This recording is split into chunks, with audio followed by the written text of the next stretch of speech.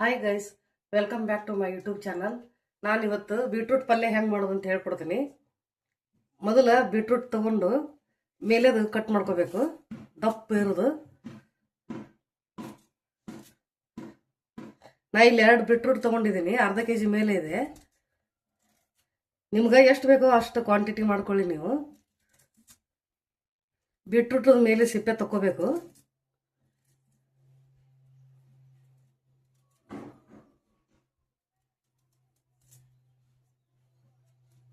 ಇವಾಗ ಬೀಟ್ರೂಟ್ ಸಿಪ್ಪೆ ತೆಗೆದಾಗಿದೆ. ಇವನ್ನ ತುರ್ಕೊಂಡ್ಬಿಡ್ತೀನಿ ನಾನು. ತುರ್ಕೊಂಡ್ರೆ ಬೇಗ ಆಗುತ್ತೆ ಪಲ್ಯ. ಒಂದು 5 ನಿಮಿಷದಾಗ ಪಲ್ಯ ರೆಡಿ ಆಗುತ್ತೆ. ಮಕ್ಕಳಿಗೆ ಚಪಾತಿಯಾಗ ರೋಲ್ ಮಾಡೋಕ್ಕೂ ಅನುಕೂಲ ಆಗುತ್ತೆ. ಇವಾಗ ಬೀಟ್ರೂಟ್ ತುರಿದಾಗಿದೆ. ನಾನು ಒಗ್ಗರಣೆ ಮಾಡ್ಕೊತೀನಿ. ಒಂದು ಬಾಣಲೆ ಇಟ್ಕೊಂಡು ಒಂದು 2-3 ಸ್ಪೂನ್ ಅಷ್ಟು ಆಯಿಲ್ ಹಾಕ್ತೀನಿ ನಾನು.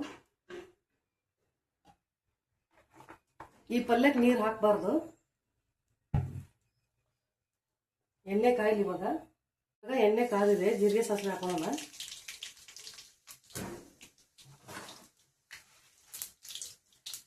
ಒಂದು ಅರ್ಧ ಟೇಬಲ್ ಸ್ಪೂನ್ ಅಷ್ಟು ಕಡಲೆಬೇಳೆ ಹಾಕ್ತಾ ಇದ್ದೀನಿ ನಾನು. ನಿಮಗೆ ಬೇಡ ಅಂದ್ರೆ ಸ್ಕಿಪ್ ಮಾಡ್ಕೊಳ್ಳಿ. ನಾನು 1 ಈರುಳ್ಳಿ ತಗೊಂಡಿದ್ದೀನಿ.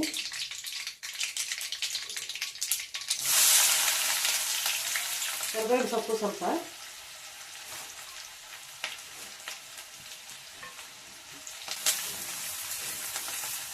ಈರುಳ್ಳಿ ಕೆಂಪಾಗಬೇಕಂದ್ರೆ ಸ್ವಲ್ಪ ಉಪ್ಪು ಹಾಕೋಬೇಕಂತ. ರುಚಿಗೆ ತಕ್ಕಷ್ಟು ಹಾಕೊಳ್ಳಿ ನೀವು, ಪಲ್ಯಕ್ಕೆ ಎಷ್ಟು ಬೇಕಷ್ಟು. ನಾ ಈಗ ಸ್ವಲ್ಪ ಹಾಕಿದ್ದೀನಿ ಈರುಳ್ಳಿ ಕೆಂಪಾಗಲಿ ಅಂತೇಳಿ. ಆಮೇಲೆ ಪಲ್ಯಕ್ಕೆ ಹಾಕ್ತೀನಿ.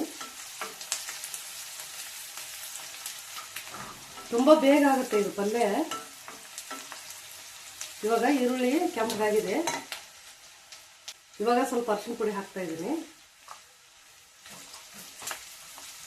ಖಾರ ನಿಮ್ಗೆ ಎಷ್ಟು ಬೇಕೋ ಅಷ್ಟು ಹಾಕೊಳ್ಳಿ. ನಾನು ಒಣ ಮೆಣಸಿನಕಾಯಿ ಪೌಡ್ರ್ ಹಾಕ್ತಾ ಇದ್ದೀನಿ 2 ಸ್ಪೂನು. ಇದು ಟೀ ಸ್ಪೂನು. ಖಾರ ನೀವು ರುಚಿಗೆ ತಕ್ಕಷ್ಟು ಹಾಕೊಳ್ಳಿ, ಎಷ್ಟು ಬೇಕಷ್ಟು. ಇವಾಗ ಬೀಟ್ರೂಟ್ ಹಾಕ್ತಾ ಇದ್ದೀನಿ ತುರಿದು.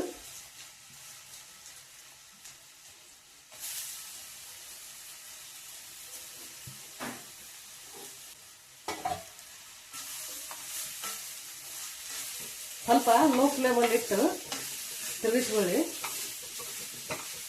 ಈ ಪಲ್ಯಕ್ಕೆ ನೀರು ಹಾಕಬಾರ್ದು. ನೀರು ಹಾಕಿದ್ರೆ ಟೇಸ್ಟ್ ಬರೋದಿಲ್ಲ ಅದು.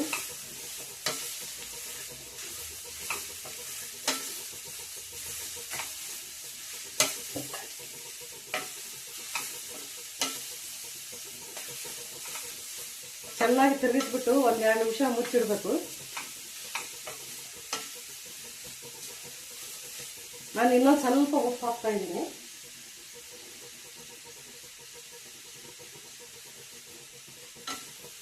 ನಿಮ್ಮ ಪಲ್ಯಕ್ಕೆ ಎಷ್ಟು ಬೇಕೋ ಅಷ್ಟು ನೋಡ್ಕೊಂಡು ಹಾಕೊಳ್ಳಿ.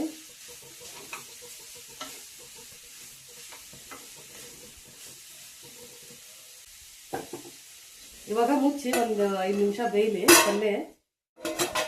ಇವಾಗ ಬೀಟ್ರೂಟ್ ಬೆಂದಿದೆ ಅಂತ ನೋಡೋಣ. ಬೆಂದಿದೆ ನೋಡಿ, ಸ್ವಲ್ಪ ಆಗಿದೆ ಇವಾಗ ಪಲ್ಯ. ಇವಾಗ ಇದಕ್ಕೆ ನಾನು ಒಣ ಕೊಬ್ಬರಿ ಪೌಡ್ರ್ ತೊಗೊಂಡಿದ್ದೀನಿ, ಅದನ್ನು ಹಾಕ್ತಾ ಇದ್ದೀನಿ. ನಿಮಗೆ ಹಸಿದು ಬೇಕಾದ್ರೂ ಹಾಕೊಳ್ಳಿ. ಒಣ ಪೌಡ್ರ್ ಹಾಕಿದ್ರೆ ಕೆಟ್ಟ ಹೋಗೋದಿಲ್ಲ ಪಲ್ಯ ಅಂತ ಹಾಕ್ತಾ ಇದ್ದೀನಿ. ಮೇಲೆ ಸ್ವಲ್ಪ ಕೊತ್ತಂಬರಿ ಸೊಪ್ಪು,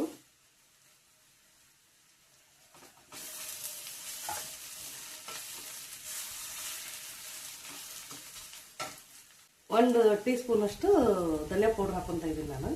ನಿಮ್ಮ ಹತ್ರ ಇರ್ಲಿಕ್ಕಂದ್ರೆ ಗರಂ ಮಸಾಲ ಪೌಡ್ರ್ ಹಾಕೊಳ್ಳಿ. ಇವಾಗ ಬೀಟ್ರೂಟ್ ಪಲ್ಯ ರೆಡಿಯಾಗಿದೆ.